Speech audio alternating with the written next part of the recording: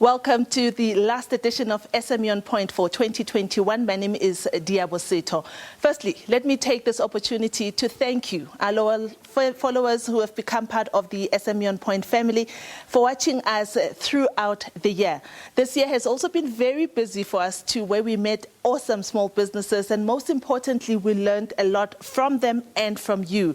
Today, we host another fireside chat where I reflect with three entrepreneurs who are friends of SME On Point about the year 2021, the pandemic, the elections, and we also ask them for advice on how, and as well as how to grow your businesses and how to start them. This is in their respective fields. So these chats are going to be a regular feature in 2022 here on SME On Point. This is so that we hear the views of small businesses and also the people behind those businesses on all the issues, whether it's politics, whether it's economics, whatever it is, we want to hear the views of entrepreneurs. So today, my guests are Lorato Tshenkeng, he is the MD of Decode Communications; Rucien Petersen, he's the MD of Spottmedia; and also Lufuno Netshithuthuni, founder of Funo Designs. Thank you so much for joining us on SME On Point. Let me start with the rose among the two thorns. Lufuno, tell me a little bit about your business. You do awesome shoes, right? And vendor inspired, really beautiful. Been following your work. How has 2021 been for you in the midst of COVID restrictions and everything? Have you been able to move stock and try new styles as you previously were? Hi, Liabo. Thank you for having me. 2021 has been amazing. I missed everything that has been happening in our country, the pandemic and everything. We've managed to pull through. We've managed to book more orders for the year.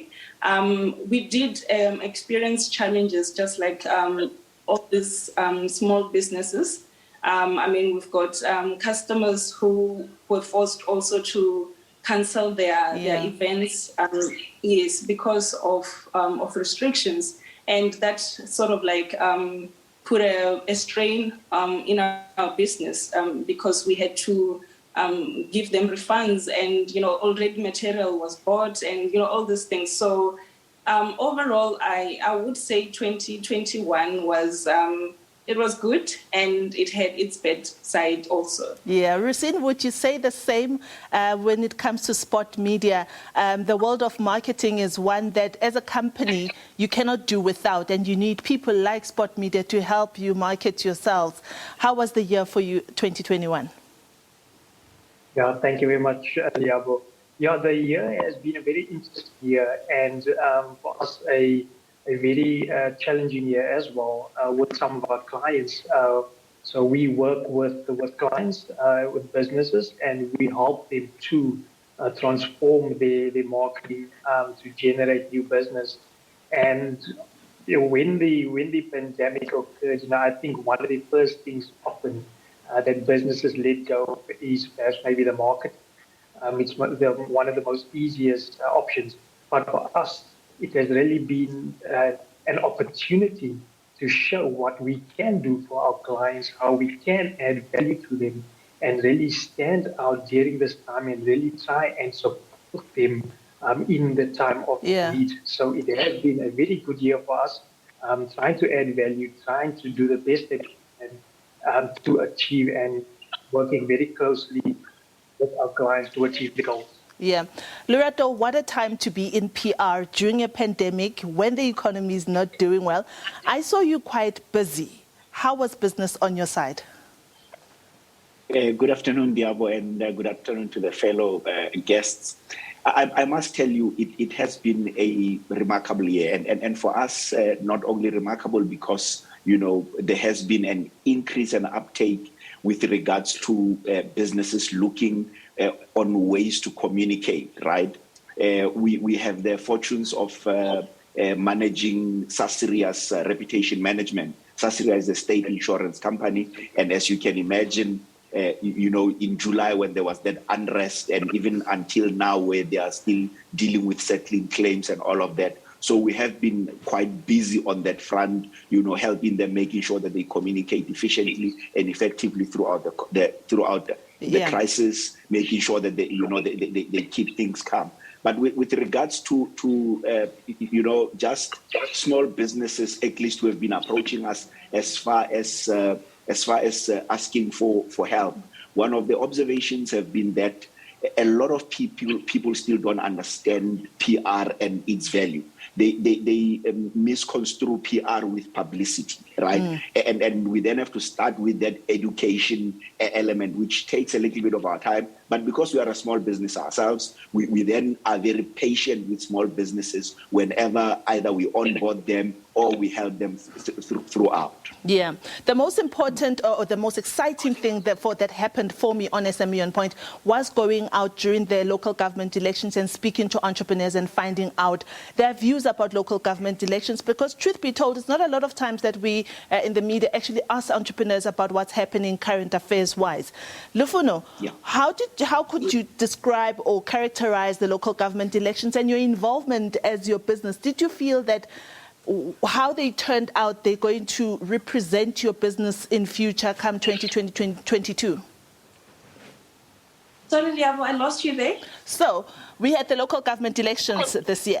Do you feel confident as a small business owner that how the outcome of the local government elections will be able to help you through your business as we go forward, particularly in 2022? Liabo, honestly speaking, as a small business owner, looking at the challenges that we face on a daily basis, I'm not really confident. I think it's going to depend.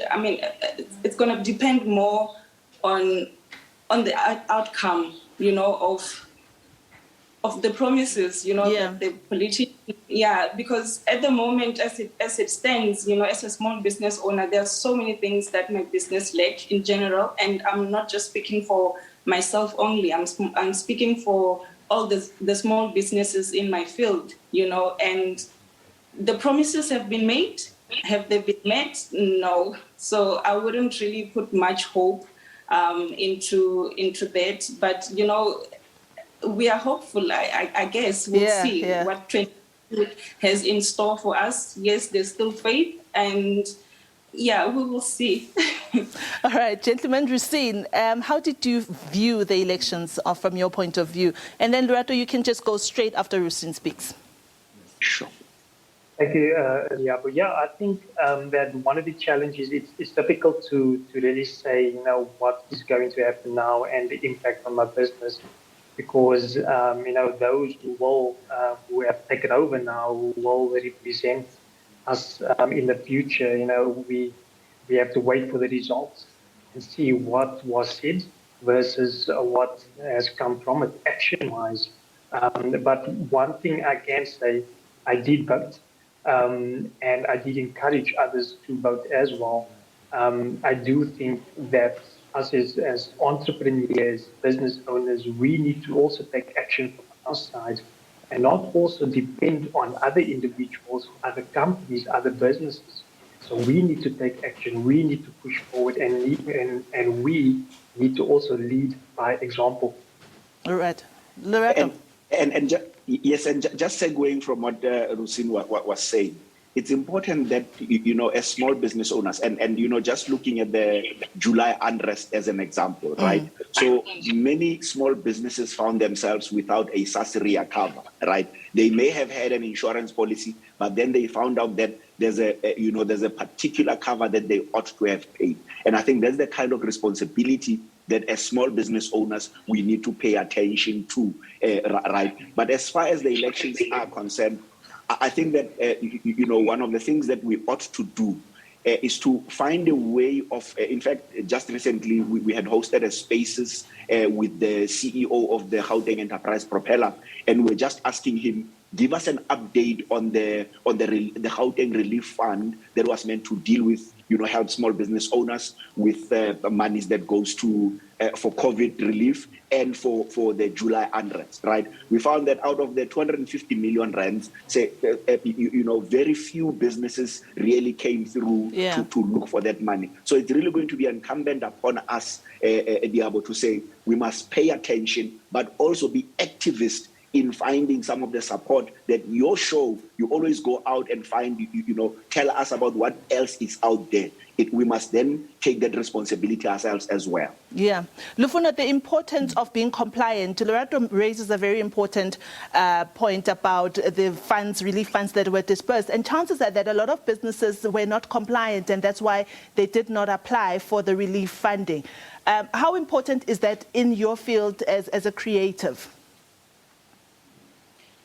Compliance is very important in my field because, when you want to apply for funding anyway, you need to meet the minimum requirements at least. And I've also had a challenge whereby, when I was still starting, I didn't know where I had to register certain things. So I would really say that it's very important to comply. Yeah. And This brings me to my next and most exciting question. Rucien, how does one who is sitting at home want to go into a marketing business like yourself? Where do they start? They've got the capability, they know how, but what's those things in the toolkit that they should have to really register that business and get going in 2022? Yeah, it's a kind of a broad question. There are many facets to it. So yeah, a number of ways is to go online, to register for online courses on how they can actually start an online business. They can register with a university, an institution. They can also speak to fellow business owners that perhaps maybe know in the market who has gone through that process. They can perhaps maybe assist them. But I think the first step, like you asked, is to register the business. You spoke about compliance. That is important. If you want to operate a business efficiently and correctly, that's the first step to do. Register the business. And you can register them on your business and secure the name on cipc.co.za, if I'm not mistaken. There are many other companies, businesses out there that can help you with that registration process as well. So yeah, I think there are many other facets, obviously time-wise, but I think firstly, register the business, make sure that you also understand what it is that you want to focus on, and then try and equip yourself even more with knowledge on their side. And then after registering the business, Lorato, what do you do in just a few seconds? Most importantly, use social media effectively to market your business, because any business without sales, Diabo, is a dead business, right? Yeah. And fortunately now you don't have to afford expensive TV commercials or print adverts. Use social media effectively, but be responsible when you're on social media and deliver according to the promise that you make to your customers. And then how do you conclude it, Lufuno?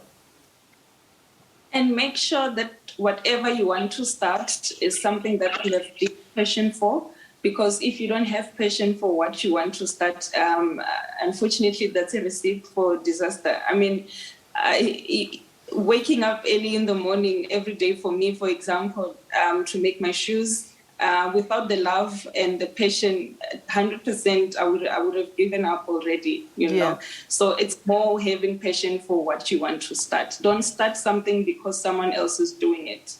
Right, guys, one word for 2022 that you are taking with you into the next year. Rucien, one positive phrase or word that you are taking with you to 2022. I'm moving. Let me move to Lorato while you think about it. Be honorable, honor the promises that you make to your customers, to your staff members, and even to the community at large. Beautiful. Honor. Lufuna. For me, it's about looking at 2021. I would definitely say upwards and onwards.